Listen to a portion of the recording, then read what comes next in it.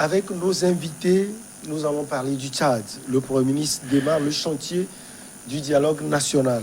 Nous allons également parler de la République centrafricaine.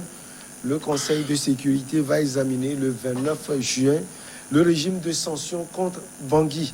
La Gambie, la justice condamne à pendaison un ancien ministre de Yaya Jammeh.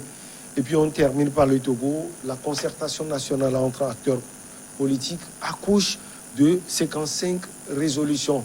Nous sommes avec Firmin Teko Agbo, chroniqueur politique, Adam Adjonou, journaliste, directeur de publication de Vision d'Afrique, et Francisco Napokura, journaliste freelance. Chers amis, bonjour Francisco, merci de répondre à notre rendez-vous. Bonjour Michel, c'est tout un plaisir d'être ici cette soirée. Je profite de l'occasion pour saluer encore tous les auditeurs, tous les téléspectateurs de la New World TV que nous avons rencontrés depuis une semaine, que ce soit à Bassar, à Kabou, à Kara. J'ai été aussi surpris la dernière fois lors d'une escale à Tapamé, au fin fond quelque part, tout le monde demandait d'après Firmin Teko Agbo et en plus même je crois il y a 2 jours, j'étais dans un bureau à l'aéroport international Gnassingbé Yadima, lorsque subitement on a été identifié comme disons intervenant sur New World TV.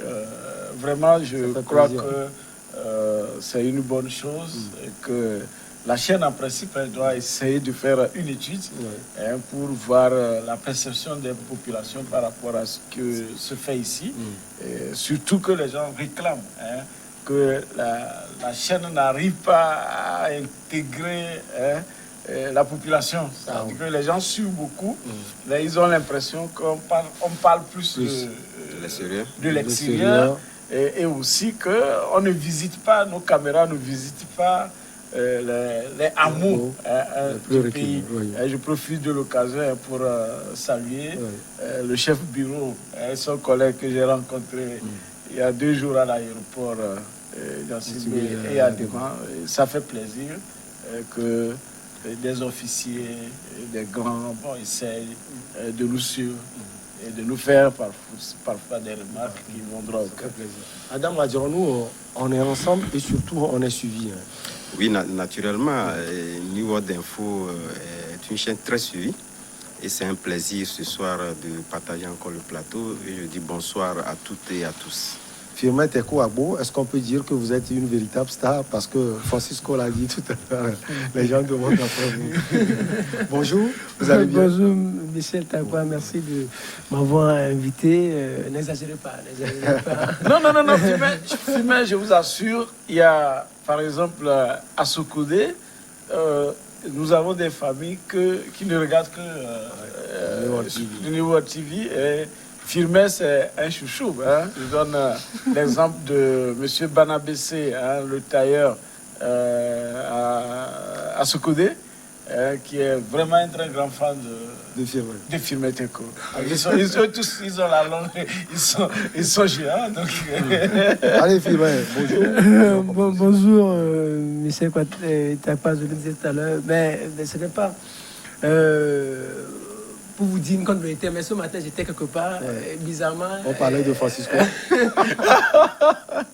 la personne me demandait, mais et Francisco, comment il va? Mais hier, on devrait vous suivre, mais on n'a pas pu vous suivre. Hier, et je lui ai dit qu'on sera au rendez-vous ce soir. J'ai juste dit qu'au-delà de tout, New World abat un travail sérieux. Et ce que Francisco Napokura dit tout à l'heure, on doit prendre ça en considération. Il faut intégrer la population.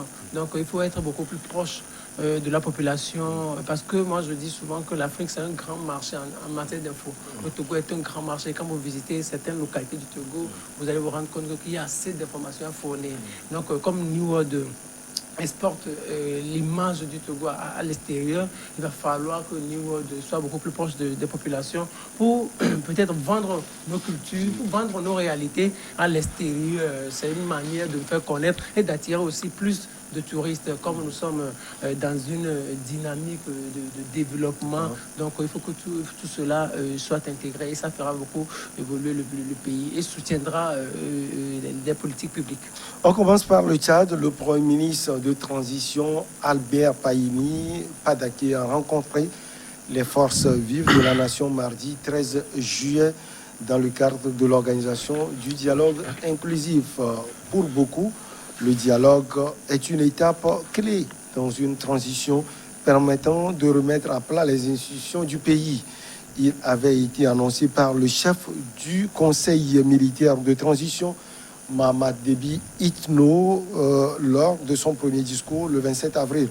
Le Premier ministre a donc précisé l'organisation de ce dialogue devant les chefs des partis politiques majoritairement, des partis proches de l'ancienne majorité, des représentants des syndicats et de la société civile. Adam Adjormou, c'est une bonne chose finalement parce que c'est un pays à problème, si on peut le dire ainsi. On a vu la société civile et quelques partis de l'opposition devant, on a vu Sussem Masra qui voulait marcher et qui reviennent en arrière finalement. On ne sait pas si c'est parce qu'ils ont été appelés par le Premier ministre Albert Payini. En fait, c'est une bonne chose. Non, ils l'ont expliqué. Vous savez, ce dialogue-là, à mon humble avis, est un impératif pratiquement. Parce que c'est vrai, si par moment, vous l'avez évoqué tantôt, j'allais même dire, il n'y a pas de pays qui ne soit pas un pays à problème. Oui.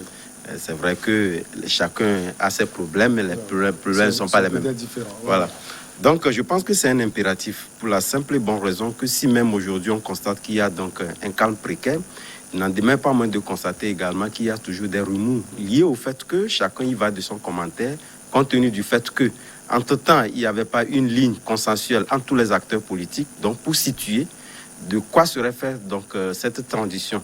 Donc je pense que ce dialogue va permettre naturellement de pouvoir rassembler entièrement tous ces acteurs-là, ces forces vives de la nation, pour, dans un cadre assez consensuel, pour définir naturellement ce qui serait donc cette transition. Si entre-temps même cette transition a déjà commencé par égrener le temps, puisque vous savez aussi qu'ils sont fixés sur un chronogramme donné où les élections doivent être organisées.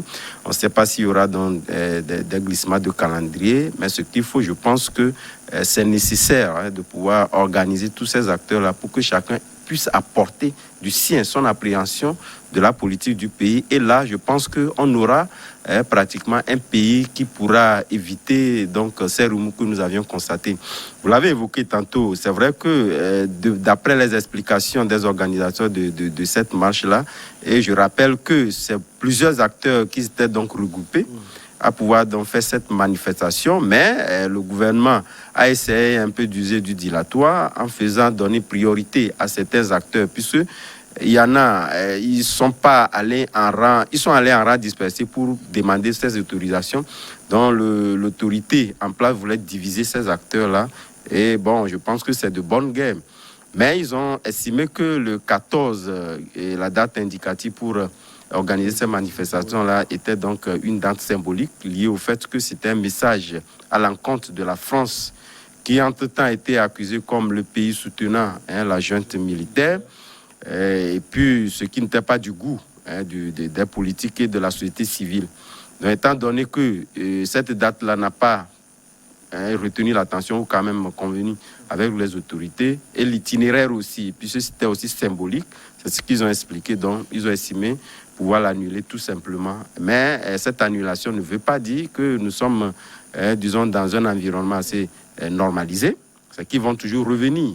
Et donc, je pense que pour éviter qu'on puisse donc aller de remous en remous, il faudrait naturellement qu'on ait, disons, ces cas de concertation pour éviter. Parce que n'oubliez pas également que ces cas de concertation vont également de pair avec d'autres cadres non explicites liés aux groupes armés également qu'il faut aussi concerter pour avoir leur point de vue. Et donc, lorsqu'un pays est toujours emprunt à ce genre de mouvement, n'oubliez pas qu'il peut avoir aussi des incursions armées, puisque c'est un pays également où nous avons vu qu'il y a pas mal de groupes armés qui estiment que les choses ne sont pas bien déroulées ou dans les règles de l'art, donc il faudrait naturellement aussi faire de ces incursions-là. Donc je pense que ce dialogue-là aussi formel que l'autre dialogue aussi non formel, dont nous avions eu écho, puissent continuer pour donc rapprocher les positions et éviter que ce pays-là ne puisse tomber dans les escarcelles de désordre comme on connaît dans d'autres pays. Francisco Napokura, Albert Bayini a dit que les candidatures pour intégrer le comité d'organisation du dialogue sont ouvertes. Finalement, c'est un dialogue ouvert selon vous? Vous savez, ce qui est intéressant sur le cas tchadien, c'est que d'abord une rébellion qui a commencé tambour battant, et patati patatra, on nous annonce que le midi, le maréchal Idriss Déby est allé au front et a reçu une balle. Bon, lui seul a été assassiné au front, pas même ses commandants qui l'entouraient. Peut-être c'est une balle perdue. Ça n'a pas été annoncé, mais on ne saurait dire que c'était Idriss Déby seul qui était touché. Et lorsque vous fouillez davantage, il y en avait qui étaient tombés sous l'eau. Ce qu'on sait, c'est comme c'est lui seul qui était allé au front. Donc, et aussi, cette rébellion, Karma s'est arrêté.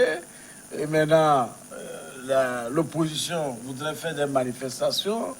On a vu la répression qui a suivi les sorties de l'opposition. Jusqu'à, vous voyez, il y a l'opposition partisane et puis l'opposition opposante. Donc, voilà, des oppositions encore qui s'opposent. Et le gouvernement, je crois, tient la pêche. C'est lui qui organise les acteurs qui aujourd'hui s'inscrivent pour dire, bon, il faut venir s'inscrire, n'est-ce pas, et pour le dialogue que c'est ouvert. Mais on connaît les acteurs.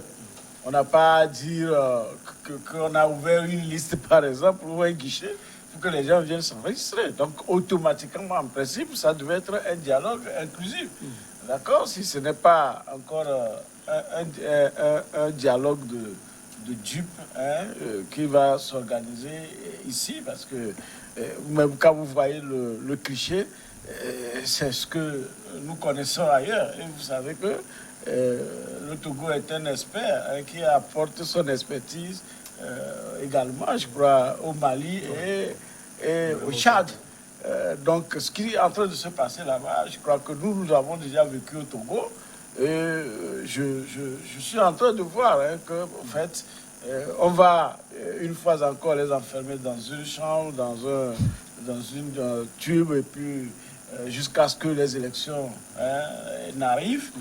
Les entuber jusqu'à ce que les élections n'arrivent, et puis après on disait le temps est passé, on ne peut plus faire ci et ça, telle réforme, donc il faut aller aux élections, et après donc voilà, c'est le schéma que le groupe de syndicats de l'Union africaine et les autres organisations sous-régionales ont toujours présenté à nos oppositions qui n'arrivent pas vraiment à avoir les moyens de leur politique.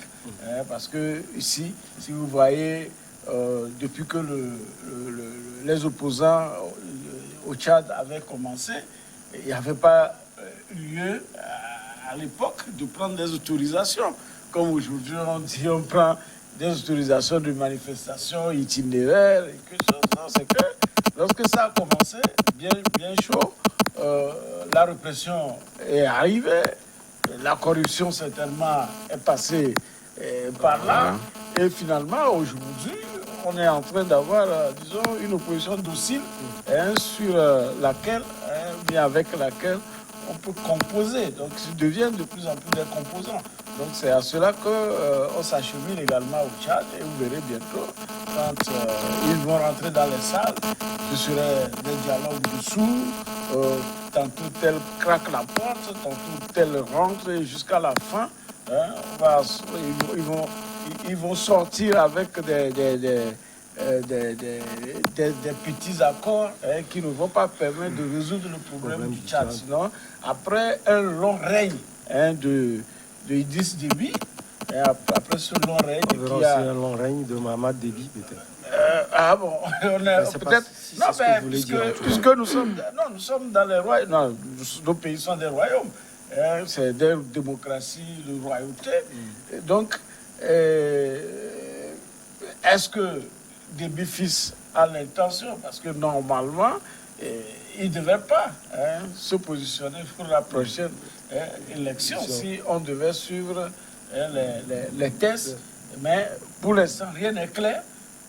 Peut-être c'est comme ça, on va les entuber jusqu'à la fin et à un moment donné, tout le monde va se rendre compte qu'ils se sont réunis dans les salles, peut-être en touchant les perdièmes, puisque souvent aussi, nos opposants sont des gens qui ont été longtemps affamés. Donc, quand ça, genre de choses arrivent, il y a toujours un budget sur lequel tout le monde roule et on se tait jusqu'au moment où on se rend compte que rien n'est fait et que le peuple est toujours laissé à l'abandon. Voilà. Firmin va parler, mais après la pause, s'il vous plaît. Vous allez parler, ne vous inquiétez pas.